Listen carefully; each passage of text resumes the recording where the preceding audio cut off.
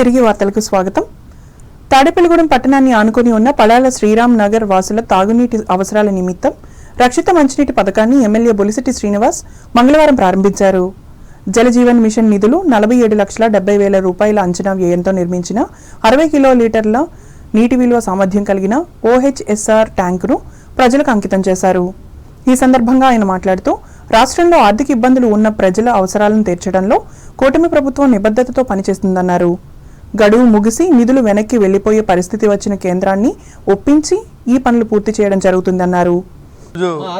పడాల శ్రీరామ్ నగర్ గ్రామానికి జలజీవన్ మిషన్ కింద 47,70,000 రూపాయలని ఆ రోజు గ్రాంట్ ఇచ్చినా కానీ పనిచేయలేని పరిస్థితి. మళ్ళీ గౌరవ పవన్ కళ్యాణ్ గారు ముఖ్యమంత్రి గారు ఢిల్లీ వెళ్ళి దీనికి 2 సంవత్సరాల పాటు ఎక్స్చేంజ్ తీసుకొచ్చి మళ్ళీ పనులన్నీ చేయించాం. మరి ఈరోజు ప్రజలకి మంచినీరు అందుబాటు తీసుకొచ్చే విధంగా చర్యలు తీసుకోవడం, దాంట్లో భాగంగా 47.70 లక్షలు 60 KL వాటర్ OHR ట్యాంక్ని ఈరోజు ప్రారంభించుకుంటూ ఉన్నాం. మరి ఈ కార్యక్రమానికి విచ్చేసినటువంటి ఈ గ్రామ పెద్దలందరికీ, అదేవిధంగా మరి మార్కెట్ చైర్మన్ గారికి, ఎంపీపీ గారికి, పాలూరు వెంకటేశ్వర గారికి, ఉమా గారికి, ఇంకా తెలుగుదేశం, జనసేన, బీజేపీ నాయకులందరూ కూడా పేరు పేరున ఉదయపూర్ నమస్కారం. మన ప్రభుత్వం వచ్చిన తర్వాత ప్రజల కోసం నిరంతరం చంద్రబాబు నాయుడు గారు ఆర్థిక ఇబ్బందులు ఉన్నప్పుడు కూడా ఇవాళ ప్రతి చోట వర్క్ జరిగే విధంగా అన్ని చోట్ల కూడా ఈరోజు మెరుగైన సౌకర్యాలు అందించే విధంగా, రైతులకి ఒక నమ్మకం కలిగించే విధంగా వెస్ట్ ఈస్ట్ గోదావరి జిల్లాలంటే రైలు చెరువులు ఎక్కువ ధాన్యాగారాల కింద ఉంటాయి. అలాంటి ధాన్యాన్ని ఎక్కడ అమ్మాలో తెలియని పరిస్థితిని. ఈ కార్యక్రమంలో AMC చైర్మన్ చాపల మంగాబాయ్ ఇంకా పలువురు కూటమి నాయకులు, కార్యకర్తలు పాల్గొన్నారు. తాడేపల్లిగూడెం నియోజకవర్గం పెంటపాడు మండలం అలంపురంలో మంగళవారం సుషమ్న క్రియా ధ్యానంపై శిక్షణా కార్యక్రమం జరిగింది.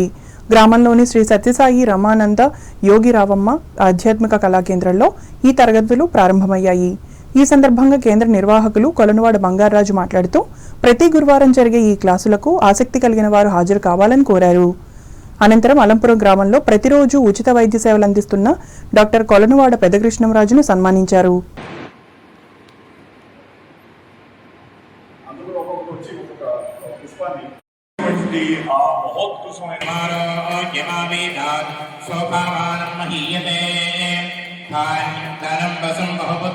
ఈ కార్యక్రమంలో ధ్యానక్రియ వాలంటీర్లు రెడ్డి శ్రీనివాస్, రెడ్డి ఉషశ్రీ, కర్రి చంద్రమోహన్ రెడ్డి, నడింపల్లి అన్నపూర్ణ, దువ్వాపు పుల్లేశ్వరరావులు పాల్గొన్నారు.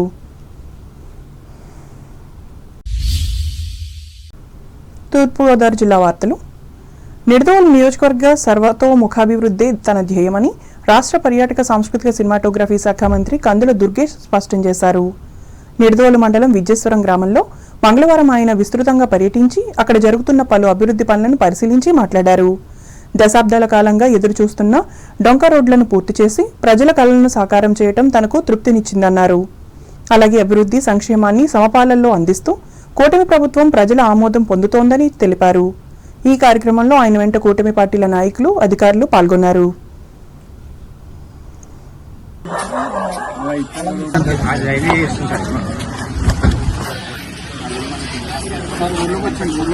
రమారామి విద్యేశ్వరం గ్రామంలో ఇప్పటి వరకు ఈ 18 నెలల కాలంలో రమారామి 20 లక్షలు, అదో 15 లక్షలు, 35 లక్షలు ప్లస్ 25 లక్షలు, 60 లక్షల రూపాయల వ్యయాన్ని ఈ మధ్యకాలంలో ఈ 18 నెలల కాలంలో ఇక్కడ చేయడం జరిగింది. ఈ గ్రామంలో ఇంకా చాలా కార్యక్రమాలు చేయాల్సి ఉంది.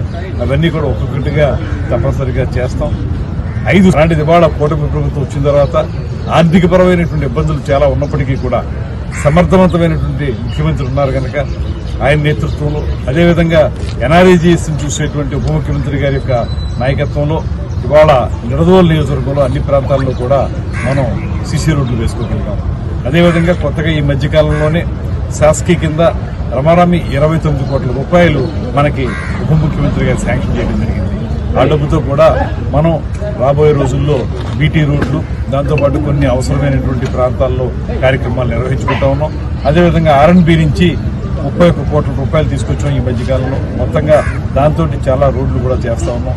ఏ రకంగా చూస్తున్నప్పటికీ కూడా అభివృద్ధిని, సంక్షేమాన్ని సమపాలనలో రంగరించి ముందుకు తీసుకెళ్లడం అనేది కూటమి ప్రభుత్వం యొక్క లక్ష్యం. గోదావరి నది పరివాహక ప్రాంతాల్లో పర్యాటక రంగ అభివృద్ధికి అందుబాటులో ఉన్న అవకాశాలను సద్వినియోగం చేసుకోవాలని జిల్లా కలెక్టర్ చేకూరి కీర్తి సంబంధిత శాఖ అధికారులను ఆదేశించారు. రాజమహేంద్రవరం కలెక్టరేట్లో పర్యాటక సాంస్కృతిక శాఖ అధికారులతో పాటు బోట్ వెండర్స్, హౌస్ బోటింగ్ ఆపరేటర్లతో మంగళవారం కలెక్టర్ సమీక్షించి మాట్లాడారు. పర్యాటక రంగ అభివృద్ధికి కేంద్ర ప్రభుత్వం విడుదల చేసిన ఆర్థిక వనరులను తప్పనిసరిగా వినియోగంలోకి తీసుకురావాలని అన్నారు. హౌస్ బోట్స్ తయారు చేసే వారిని గుర్తించి వారి ద్వారా నిర్మాణాలు త్వరితగతిన పూర్తయ్యేలా చర్యలు తీసుకోవాలని పేర్కొన్నారు. అలాగే హౌస్ బోటింగ్, జలక్రీడల ప్రాజెక్టు పనులు వేగవంతంగా పూర్తి చేసి 3 నెలల్లో పర్యాటకులను అందుబాటులోకి తీసుకురావాలని చెప్పారు.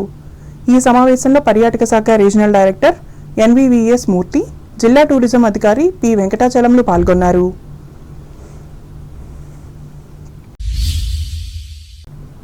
అంబేద్కర్ కోనసీమ జిల్లా వార్తలు. రాజోలు మండలం వేగివారిపాలెం గ్రామంలో ఈ నెల 14వ తేదీన నిర్వహించనున్న తిరుమల తిరుపతి వెంకటేశ్వర స్వామి వారి కళ్యాణ మహోత్సవానికి సంబంధించిన ఏర్పాట్లు ముమ్మరంగా సాగుతున్నాయి. అఖిలాండ కోటి బ్రహ్మాండ నాయకుడు శ్రీదేవి భూదేవి సమేత తిరుమల శ్రీనివాసుని కళ్యాణ మహోత్సవాన్ని వేగివారిపాలెం వాస్తవ్యులు సోమశెట్టి ఆంజనేయులు దంపతుల ఆధ్వర్యంలో అంగరంగ వైభవంగా నిర్వహించేందుకు ఏర్పాట్లు చేస్తున్నారు. తిరుమల తిరుపతి దేవస్థానం సన్నిధి తరహాలోనే ఈ కార్యక్రమానికి ప్రత్యేకంగా తిరుమల నుంచి 50 మంది పండితులు హాజరై ఉత్సవమూర్తులకు శాస్త్రోక్తంగా కళ్యాణం నిర్వహించనున్నారు. ఇందులో భాగంగా స్వామివారి ప్రచార రథయాత్రను తాటిపాకలోని సోమశెట్టి ల్యాండ్మార్క్ నుంచి కడలి, బి సావరం, రాజోలు, సోంపల్లి, మామిడికుదురు తదితర గ్రామాల మీదుగా నిర్వహించి అప్పనపల్లి బాలబాలాజీ దేవస్థానం వద్ద నిలుపుదల చేస్తారని దీని నిర్వాహకులు తెలిపారు. ఈ ప్రచార రథయాత్రను ఎమ్మెల్యే దేవ వరప్రసాద్ కొబ్బరికాయ కొట్టి లాంఛనంగా ప్రారంభించారు. ఈ సందర్భంగా ఎమ్మెల్యే మాట్లాడుతూ తిరుమల తిరుపతి దేవస్థానం శ్రీవారి వైభవాన్ని ప్రపంచవ్యాప్తంగా చాటి చెప్పడం, భక్తులకు స్వామివారి కళ్యాణాన్ని దగ్గర చేయడమే లక్ష్యంగా దేశవ్యాప్తంగా శ్రీనివాస కళ్యాణ మహోత్సవాలు నిర్వహిస్తున్నట్లు తెలిపారు.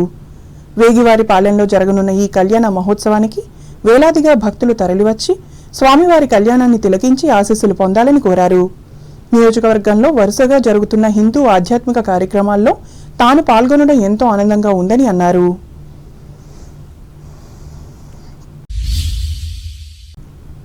ఏలూరు జిల్లా వార్తలు. నియోజకవర్గంలోని అన్ని గ్రామాల్లో త్రాగునీటి ఎద్దడి లేకుండా చర్యలు తీసుకుంటున్నామని పోలవరం శాసనసభ్యులు చిర్రి బాలరాజు తెలిపారు. కొయ్యలగూడెం మండలం వేదాంతపురం, రామానుజపురం, సరిపల్లి గ్రామాలలో మంగళవారం ఆయన పర్యటించి జలజీవన్ మిషన్ పథకం ద్వారా నిర్మిస్తున్న వాటర్ ట్యాంకులకు శంకుస్థాపన చేసి మాట్లాడారు. ఏజెన్సీ ప్రాంతాల్లో ప్రజలకు మెరుగైన జీవన్ విధానం కల్పించే విధంగా చర్యలు తీసుకుంటున్నామన్నారు.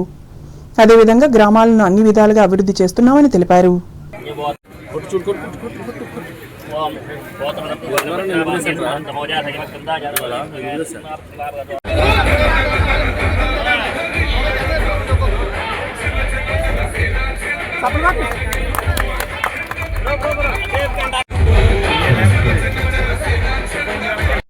ఈరోజు పోలవరం నియోజకవర్గంలో కోయిలగూడెం మండలం వేదాంతపురం, రామాంజపురం, సరిపల్లి గ్రామాలకు సంబంధించి సుమారు 40 లక్షల రూపాయలతో వాటర్ ట్యాంక్స్ ప్రారంభోత్సవం జరిగింది. ఒక్కొక్క వాటర్ ట్యాంకు 35 నుంచి 40 లక్షల రూపాయలు, సుమారు 35,000 లీటర్ల కెపాసిటీతో ఈ ట్యాంకులను నిర్మించడం జరుగుతుంది. ఏదైతే ఈరోజు ప్రభుత్వం ఎన్డీఏ కూటమి వచ్చిన తర్వాత నియోజకవర్గ పరిధిలో సుమారు 50 వాటర్ ట్యాంక్స్ని 7 మండలాలకు సంబంధించి శాంక్షన్ చేయడం, అలాగే శాంక్షన్ చేసినటువంటి వాటర్ ట్యాంక్స్ కూడా ప్రారంభోత్సవానికి రెడీ అయినాయి. మళ్ళీ రెండో దఫాలుగా మళ్ళీ ఒక 50 వాటర్ ట్యాంక్స్ ఇవ్వడం జరిగింది. దీనికి సంబంధించి కోయిలగూడెం మండలంలో ఈరోజు మూడు చోట్ల వాటర్ ట్యాంక్స్ ఓపెన్ చేయడం జరిగింది. అలాగే ఈ ఏదైతే నియోజకవర్గంలో ఉన్నటువంటి అన్ని గ్రామాలకి మంచినీటి సదుపాయం కల్పించాలి, ఎక్కడ కూడా ఈ మంచినీటి మీద ఎక్కడ ఇబ్బంది పడకూడదు ప్రజలు అనేటువంటి ఉద్దేశంతో అన్ని గ్రామాలు కూడా వాటర్ ట్యాంక్స్ ని శాంక్షన్ చేయడం జరుగుతుంది.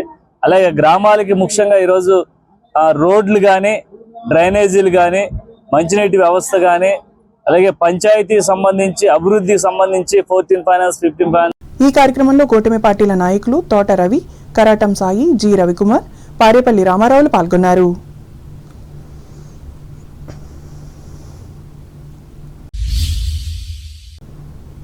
సిటిఆర్ఐ నిబంధనలు, సూచనలను అనుసరిస్తూ రైతులు నాణ్యమైన పొగాకును పండించాలని పొగాకు board executive director B Vishwasri పేర్కొన్నారు. జంగారెడ్డిగూడెంలో వర్జీనియా పొగాకు తోటలను మంగళవారం ఆమె పరిశీలించి మాట్లాడారు. పొగాకు బోర్డు సూచించిన పరిమితి మేరకు మాత్రమే పంటను రైతులు సాగు చేయాలన్నారు. అలాగే పొగాకు ఉత్పత్తులు జీఎస్టీ విషయంలో ప్రభుత్వాలు యోచిస్తున్నాయని, గత 4-5 ఏళ్లుగా జీఎస్టీలు పెంచలేదని, అయితే ఈ ఏడాది ఒకేసారి ఉత్పత్తులపై జీఎస్టీ వేయడంతో భారీగా పెరిగిందని రైతులు భావిస్తున్నామన్నారు. పొగాకు రైతులకు బోర్డు వెన్నంటే ఉంటుందని పేర్కొన్నారు.